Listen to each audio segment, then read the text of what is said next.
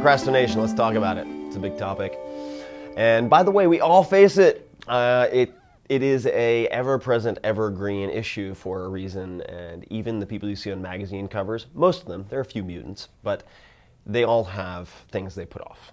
And there are a few different tactics, approaches that I found very helpful that I've borrowed from, whether it's guests on the Tim Ferriss show or people I interviewed for Tools of Titans, my newest book. Here we go. So down the list. So the first, I think, mistake is that we pursue momentary happiness rather than longer-term happiness. So we do the things that will make us laugh out loud today, kind of, not always laugh out loud, but kind of like that. And we don't do the things that are difficult and complex and challenging, but give us a very different sense of happiness. Think about something like running a marathon. You don't see anybody happy. Like if you came as an alien and you imaged people's brains and you looked at their facial expression as they're running a marathon, you would say somebody is punishing them. Like they're paying for something terrible they've done, and this is how they're paying their debt to society.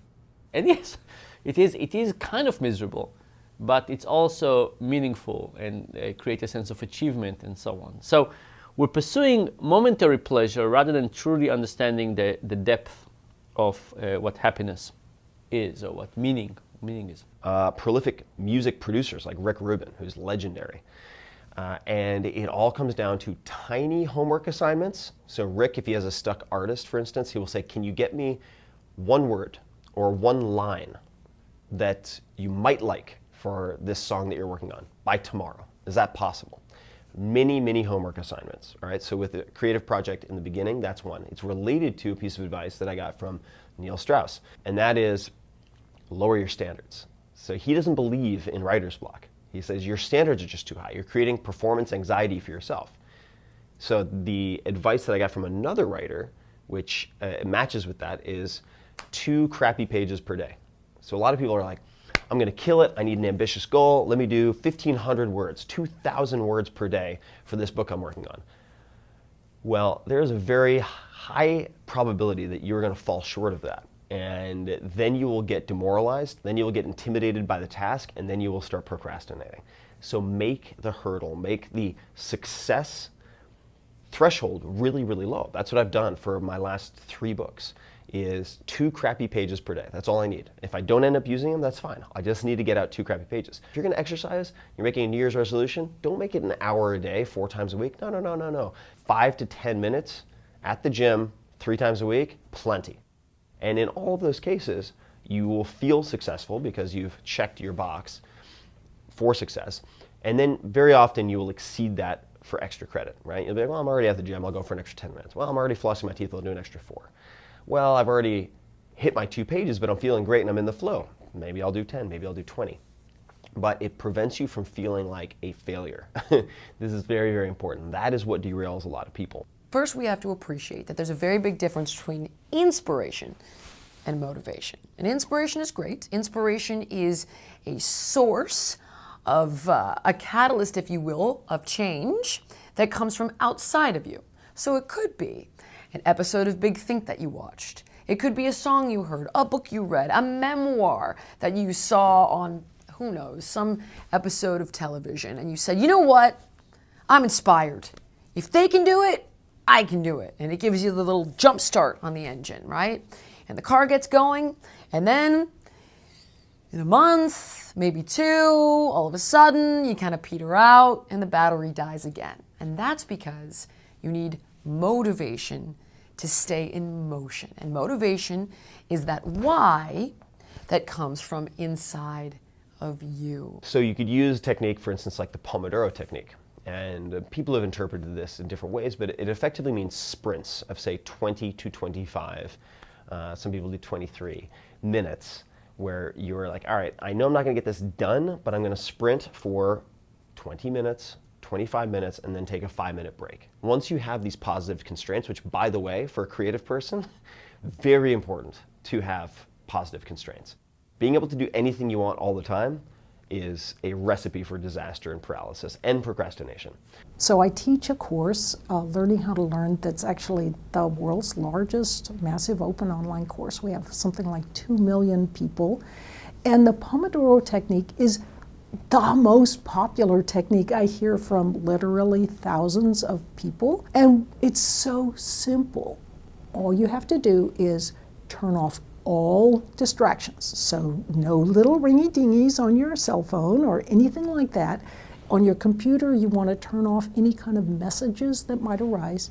Set a timer for 25 minutes and then just focus as intently as you can for those 25 minutes. And this is a key thing. When you're done, you reward yourself. And you reward yourself by relaxing a little bit and doing something completely different. You can't find some work reward that's going to take the place of procrastination, right? If the reward of procrastination is that you get to spend 5 minutes distracted by Facebook and sort of see these updates of your friends, you have to allow yourself to do that. That has to be part of your workday. If you need 5 minutes every hour to look at tweets or to just surf the internet, you need to schedule that into your schedule. Allow yourself to do that. Because when people start procrastinating, what they've done is they've tried to ignore that urge. They've tried to deny themselves time on Facebook or time surfing the web. And then all of a sudden it erupts and they go and they say, I'm just going to check for 5 minutes, and 45 minutes later they've lost, all of this time. It's because they haven't accommodated that need.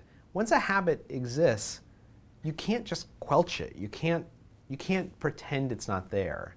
You have to sort of accommodate this need in your life. And so the answer is to give yourself 5 minutes every hour. In fact, you can set an alarm at the end of every hour. Give yourself 5 minutes to surf the web.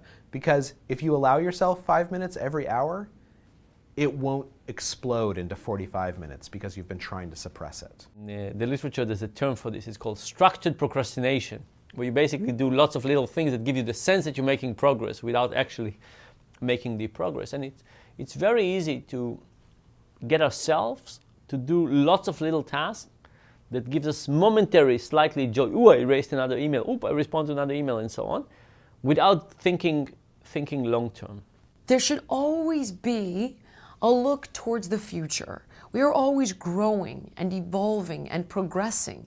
There is no finish line in life, ultimately. And I think that's tough for some to accept, because we think, okay, I crossed the finish line, now what? You're not dead. There's more work to do. Look at that. And long-term thinking is really what causes real joy.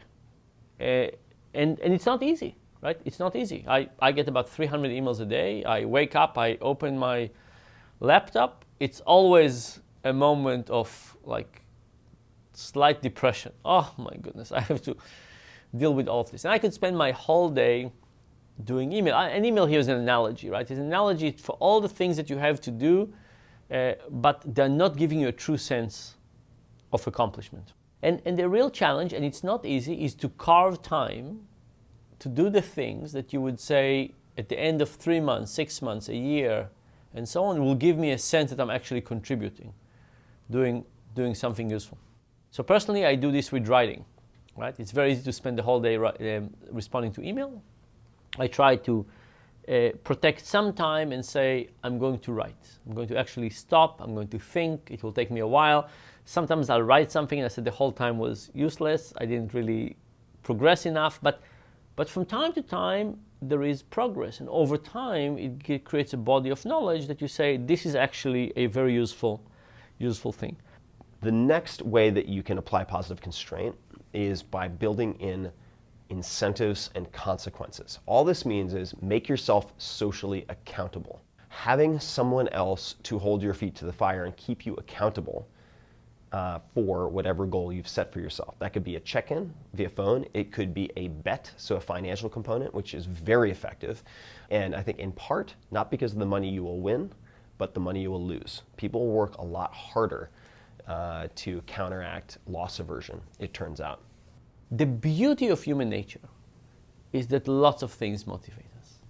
And sense of accomplishment and achievement, our title, our connection to work, our connection to people at work, competing with other people, all of those things motivate us. So we wrote a motivation equation. We would write motivation equals, yes, money is important, but so is achievement, sense of progress, competition, da-da-da-da. And the question is, how do we use all of them? How do we use all of them to create motivation. Why are some people so much better at maintaining their focus, at not reacting, at not getting distracted by all these things? It's because ahead of time, they've envisioned what they expect to see. They've envisioned what they expect to occur.